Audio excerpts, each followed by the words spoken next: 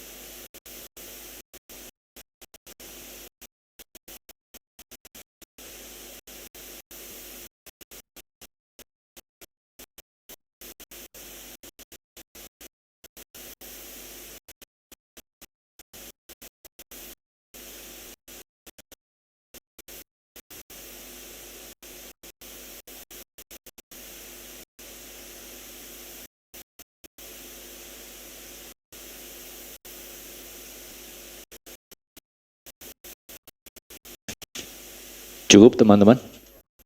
Baik, silakan.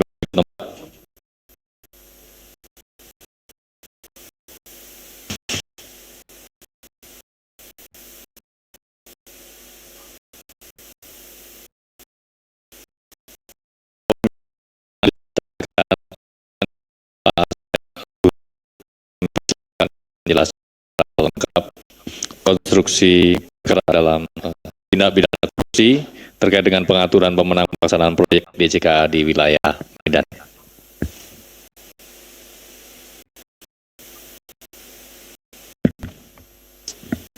Bismillahirrahmanirrahim. Assalamualaikum warahmatullahi wabarakatuh. Selamat malam dan salam sejahtera bagi sekalian yang saya hormati, Mas Jubir, yang saya cintai dan saya banggakan, yang selalu membersamai kami dan selalu ada rekan jurnalis penanganan perkara korupsi. Pada kesempatan hari ini akan kami sampaikan terkait dengan tersangka dugaan tindak pidana korupsi, pengaturan pemenangan pelaksana proyek di Medan. Jadi seperti yang sudah kami sampaikan sebelumnya bahwa proyek jalur kereta api ini berasal dari OTT yang kami laksanakan di Semarang. Beberapa jalur yang di Semarang, Solo, kemudian di Jawa Barat, kemudian lanjut yang sekarang di Medan. Ya, perkaranya. Pada kesempatan ini, hari Senin tanggal 1 Desember 2025, KPK akan menyampaikan perkembangan penyidikan, yaitu penanganan pidana korupsi, dan kereta api DJKA di wilayah Medan. Ya, ini masih terkait dengan penanganan perkara pembangunan jalur kereta api sebelumnya. Kita ketahui bahwa kereta api adalah satu moda transportasi andalan ya, selain dari menggunakan bis dan tentunya pesawat udara maupun pesawat kapal. Nah, untuk kereta api ini juga memegang peran khususnya untuk daerah-daerah tertentu. Dan semoga saja kita doakan bersama karena beberapa hari ini untuk wilayah Aceh dan Medan terkena bencana ya, banjir bandang ya, kita turut berdoa semoga masyarakat di sana bisa kembali pulih ya, dari bencana tersebut. Dilakukan serangkaian kegiatan penyelidikan dan penyidikan berdasarkan bukti, penetapan tersangka dan melakukan penahanan terhadap 2 orang, yaitu Saudara EKW selaku ASN pada Direktorat Keselamatan Perkeretaapian DJKA Kemenhub RI, PPK di Balai Teknik Perkeretaapian Medan tahun 2021 sampai dengan 2024. Kemudian Saudara MHC selaku ASN Direktorat Keselamatan Perkeretaapian DJKA Kemenhub RI, PPK di Balai Teknik Perkeretaapian Medan tahun 2021 sampai dengan 2024 ya. Tersangka ditahan untuk 20 hari pertama sejak tanggal 1 Desember hari ini sampai dengan 20 Desember tahun 2025 di cabang Rumah Tahanan Negara kelas 1 Jakarta Timur.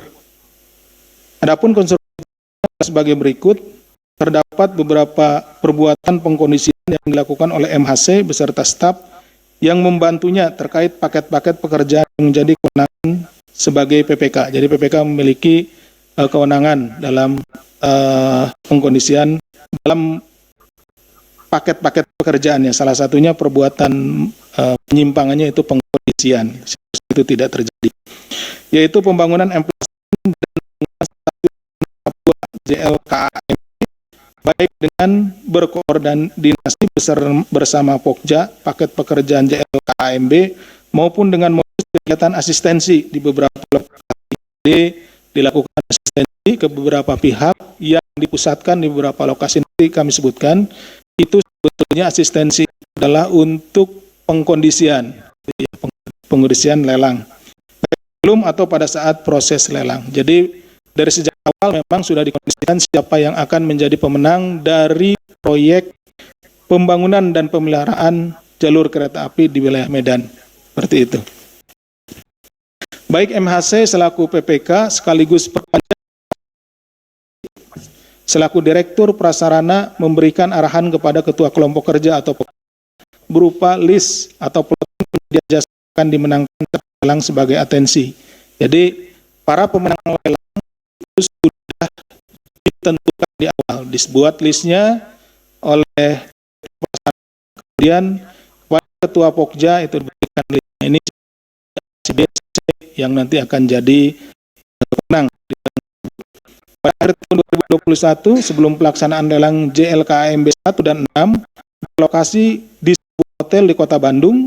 Nah ini jauh untuk pekerjaannya di Medan, tapi pengkondisiannya atau asistensinya dilaksanakan di sebuah hotel di Kota Bandung. Terdapat kegiatan asistensi yang dihadiri oleh perwakilan penyedia jasa atau rekanan yang akan dimenangkan untuk seluruh paket JLKAMB, termasuk dari pihak Kemenhub untuk melakukan pemeriksaan terhadap kesiapan dokumen prakualifikasi yang disiapkan oleh calon penyedia jasa. Karena tetap saja di dalam proses lelang tersebut tahapnya akan tetap diikuti, ya. Administrasinya akan tetap dicek. Kelompokan administrasi tersebut dipenuhi pada saat asistensi, pada saat di syarat persyaratan-persyaratannya khusus, persyaratan yang khusus itu akan dikunci, ya dikunci nanti perusahaan mana yang menang, misalnya yang memiliki sekian tahun pengalaman atau yang memiliki sekian orang teknisi, dan nanti dikunci di RS perintahkannya atas nama WAM alias WSN untuk mengikuti kegiatan pertemuan persiapan lelang paket pekerjaan antara Satker Pelaksana BTP Sumatera bagian utara di salah satu hotel di Kota Bandung. Milik perusahaan dalam ini saudara. Kemudian pelaksana BTP Sumatera Utara yang diwakili oleh RJ dan beberapa orang pihak antara lain PT Waskita RZ, dari bagian marketing PT I saudara W, saudara HH, dan saudara S. Raksa tidak mengirimkan perwakilan, yang datang hanya 2 perwakilan, Waskita Karya dan PT IPA. Pertemuan tersebut membahas tentang kualifikasi perusahaan yang akan WSN mengingat posisi perusahaan adalah member dari KSO bertugas untuk menyusun metode pekerjaannya. Dalam proses penyusunan metode pekerjaan yang menjadi tanggung jawab WSN, PT WK meminta WSN untuk tetap komunikasi perwakilan yang ditunjuk oleh PT WK yaitu AFG dalam proses koordinasi pekerjaan. WSN beberapa kali bertemu dengan AFG. Pada kapan pengeluaran perusahaan dikalikan DRS untuk eksternal, termasuk pengeluaran berikut. Untuk kepentingan MHC sebesar 1 pada tahun 2023 secara transparan. Untuk kepentingan EKW sebesar 11,23 miliar yang diberikan pada September 2022 ke rekening yang ditentukan oleh EKW. DRS maupun rekanan lainnya memiliki alasan memberikan fee MHC tidak akan menang lelang paket proyek pekerjaan tersebut. Jadi karena hasil ini adalah KPK yang juga ikut menentukan ya dalam proses lelang, maka bersangkutan mendapat perusahaan IP ya. Sementara alasan mau memberikan fee kepada EKW karena kewenangan terhadap proses lelang, pengendalian dan pengawasan kontrak pekerjaan maupun pemeriksaan keuangan pekerjaan serta dengan pejabat di Kementerian Perhubungan. Atas tersangka sebagai atau huruf B kecil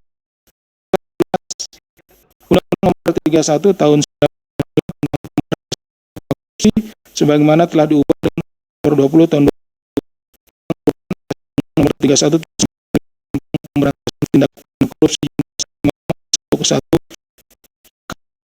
pidana sebagai penerima ya yang 2 orang tersebut. Kami juga ingin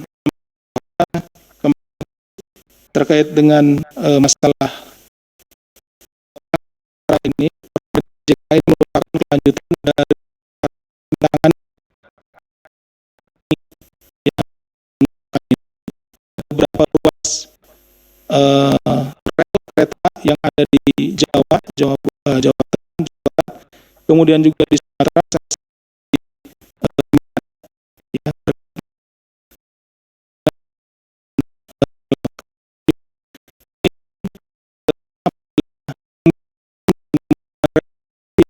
tidak baik maka akan berdampak terhadap tersebut, bisa menyebabkan kecelakaan dan tentunya HP ini akan berdampak besar terhadap masyarakat banyak.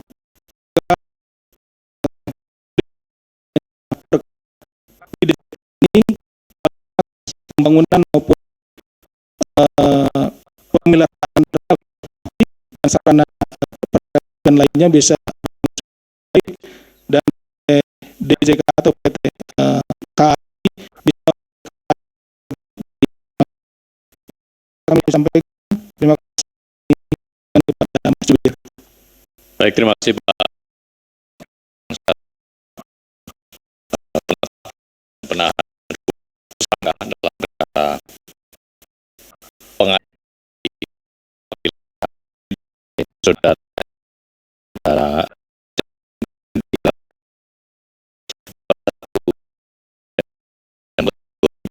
lima.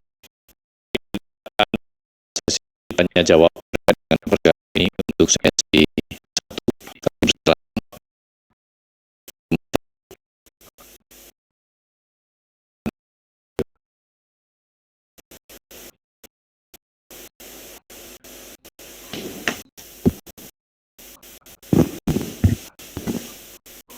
Malam, Selamat malam Mas Rio. cek. Malam Pak Asep, Mas Budi, Rio dari Antara. Dua hal aja. Yang pertama, mungkin mau minta koreksinya aja terhadap identitas EKW. Karena ini kan juga siaran langsung. Kedua, disebutkan di konstruksi perkara kan DRS selaku PT IPA dan rekanan lainnya itu ngasih ke EKW karena EKW ini dekat dengan pejabat di Kemenhub. Mungkin bisa dibocorkan sedikit. Apakah eselonnya saja atau mungkin setingkat menterinya gitu? Terima kasih Mas Rio terkait dengan kedekatan saudara EKW ya dengan pejabat di JK. Kawan-kawan ada lagi atau Mas Rio saja? Mbak Sasya, silakan.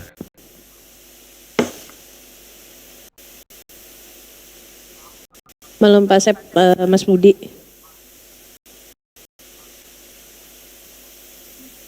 Pak, ini kan sejauh ini kayaknya saya lihat tersangkanya tuh kebanyakan PPK dan swastanya ya, belum menyentuh yang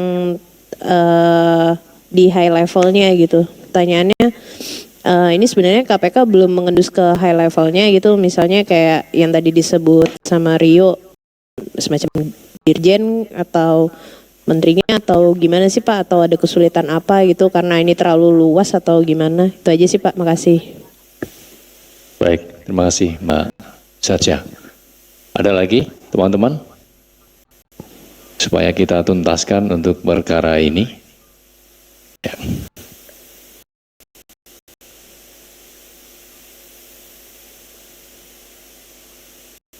Mbak Satya terkait dengan kemungkinan pengembangan dari penyidikan ini begitu ya Mbak ya, apakah nanti akan juga masuk ke pihak-pihak lain yang berada di jabatan lebih tinggi. Monggo Pak Deputi. Terima kasih. Nanti yang koreksi bagian Mas. Mas Rio, langsung ke yang kedua. Ini saudara EKW swasta ini ya. Nanti dikoreksi lebih lanjut sama Mas Jubir. Ini dekat dengan pejabat di Kemenhub. Nah, ini juga sekaligus akan menjawab apa yang ditanyakan oleh Tasya. Ya. Jadi dari kedekatan ini, kedekatan saudara EKW terhadap para pejabat struktural yang ada di Kemenhub, ya sedang kita dalami ya sampai di level yang mana gitu, apakah di level eselon 1 atau hanya eselon 2 atau bahkan ke top manajernya. Sekaligus kita juga sedang dalami aliran dari uangnya, karena ini kan besar ya. Yang ASN-nya sendiri hanya menerima PPK tadi 1, sekian gitu ya. Coba saya cek lagi ya, karena nggak salah 1,1, sedangkan EKW-nya sendiri 11,2, jomplang banget gitu ya. Yang 1,1,1 ASN-nya sebagai PPK, yang EKW justru 11,23. Nah ini juga dugaan-dugaan seperti ini dan kedekatan ini tentunya menjadi hal yang kami fokuskan. Ini ya, kedekatannya kepada siapa, kemudian ada aliran dana kenapa besar banget gitu untuk seorang swasta, karena seperti itu mendapatkan bagian dari proyek pemeliharaan dan pembangunan di kereta api wilayah Medan. Demikian mungkin Mas Rio ya. Begitu juga dengan Mbak Tasya, ini sedang kita tangani terus, kita kumpulkan dan insya Allah suatu saat akan sampai kepada top manajernya. Sekian ya, Mbak Tasya. Terima kasih Oke. Pak Deputi.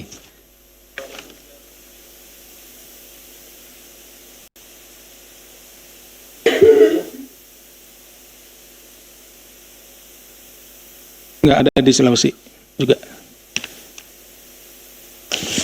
Sabar tapi ya, Mas Rio. Nah ini Mas Jamal, masih perkara ini Mas Jamal, silakan.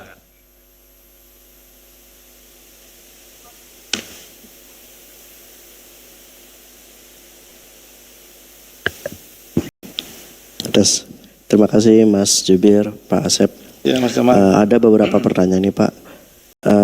Yang pertama, apakah benar EKW merupakan komisaris PT apa tadi ya? PT Tritirta Permata. Tirta Iya. Permata. Nah tadi kan disebutkan disinggung terkait kedekatan dia dengan pejabat di Kemenhub. Benar gak sih Pak? Si EKW ini orang dekatnya Menhub saat itu Budi Karya Sumadi. Nah lalu dalam apakah KPK akan memanggil dan memeriksa Budi Karya Sumadi Pak? Karena sudah berapa kali lebaran nih kalau kata Mas Mario nggak dipanggil-panggil. Lalu di sini disebutkan ada rekanan proyek dari PT Waskita Karya. Ini bisa dijelaskan Pak peranan PT Waskita Karya di dalam proyek di AMB ini Pak. Paling itu aja Pak. Terima kasih. Oke, makasih Mas Jamal. Mas Jamal. Ada lagi teman-teman? Mas Yudi, nah, biar sekalian.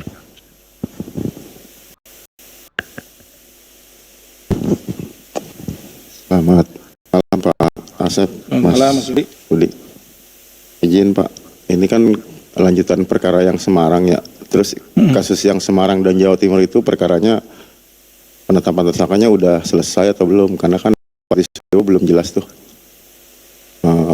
Dipanggil 2 kali tapi belum ada kepastian perkembangannya. Terima kasih. Terima kasih. Kelanjutan jalur Semarang dan Jawa Timur ya, Mas Yudi. Mbak Sacha. Lagi. Mbak Sacha mau menjawab pertanyaan? Oh, mau nambah. Silakan. Tadi kan bertanya, sekarang kirain menjawab gitu. Kan ini seperti cerdas cermat ya. Grup A, grup B. Silakan, Mbak Sacha. Iya, Pak Sep izin mau nambahin lagi Pak. Tadi kan menyinggung soal Sudewo, itu kan dia waktu itu masih jadi anggota DPR RI ya. Ketika Bupati. kalau nah sekarang. iya. Tapi kan waktu itu dia posisinya adalah anggota DPR. Nah, itu apakah KPK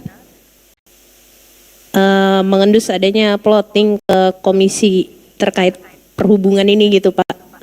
Di Medan di kasus ini atau di daerah lainnya gitu. Jadi ada anggota DPR lain nggak sih Pak yang terlibat gitu dapat plotting itu aja sih Pak. Makasih. Baik, terima kasih Mbak Sacha. Mau Sudah Bapak? 3 ya? Sudah 3 Pak. Oh iya, sudah 3. Baik, ini tambahan 1 orang tapi menjadi 3 kemudian. Dari Mas Jamal, EKW apakah benar komisaris PT TP? Orang dekatnya Pak Menhub. Nanti dijawab sama Mas Jubir ya. Cari dulu maksudnya. Kemudian apakah akan dipanggil ini karena sudah berapa kali lebaran tadi? Mas? 3 kali. Nah, jadi seperti pernah saya sampaikan bahwa memang untuk di top manajemen ini terkait dengan beberapa perkara, sehingga kalau dipanggil secepatnya gitu ya, akan terus-terusan dipanggil. Karena ini kan juga yang Semarang selesai, Solo selesai, kemudian yang di daerah Cianjur, Lampegan selesai. Nah, ini sedang ditabung nih pertanyaannya, terus tabung gitu kan, termasuk sampai dengan yang sekarang.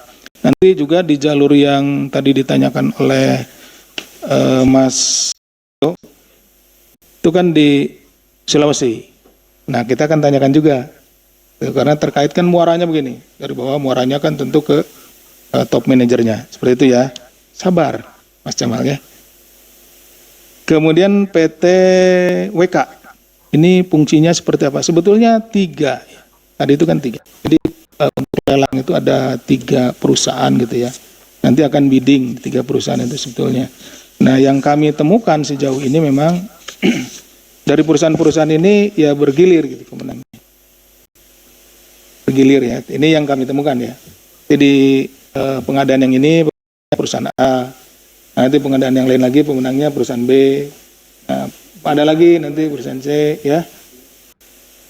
Kan tadi di awal juga sudah disebutkan bahwa sudah ditunjuk gitu ya siapa yang akan jadi pemenang dari awal gitu. Jadi nanti bergilir lah gitu, seperti itu. tapi tetap untuk memenuhi prosesnya gitu ya. Itu harus tetap ada, gitu. Nggak boleh sendirian satu perusahaan saja gitu. Jadi untuk sahnya sebuah lelang harus ada yang ikut di situ. Gitu. Bisa dipahami? Inilah gampangnya. Kalau sahnya sebuah lelang harus ada 3 perusahaan, ya harus ada 3 perusahaan gitu. Tapi pemenangnya sudah ditunjuk. Yang mana yang akan menang gitu, seperti itu. Ya nanti di pengadaan yang lain ya 3 lagi gitu. Yang mana yang ditunjuk itu kira-kira. Ya oke ya, Mas Jamal ya. Kemudian Mas Yudi terkait dengan keterlibatan Saudara S, ya ini sekaligus juga menjawab yang Mbak Tasya. Sama tadi seperti disampaikan pertanyaannya Mas Jamal, kita sedang mengumpulkan. Nah di setiap perkara ini, setiap perkara kita kumpulkan keterlibatannya. Nah yang kita temukan memang keterlibatan di beberapa proyek. Nah biar nanti sekaligus pada saat penanganan yang bersangkutan. Batasnya untuk yang di perkara di Medan ini sedang kita dalami. Pada siapa saja, termasuk juga kepada tentunya pihak-pihak, apakah nanti ada eksekutifnya, ada legislatifnya, dan lain-lainnya. Demikian, ya Mbak ya. Oke, terima kasih Pak Asep Guntur. Kita buka sesi ketiga ya untuk perkara lainnya. Nanti Sudah kan tadi di grup juga sudah.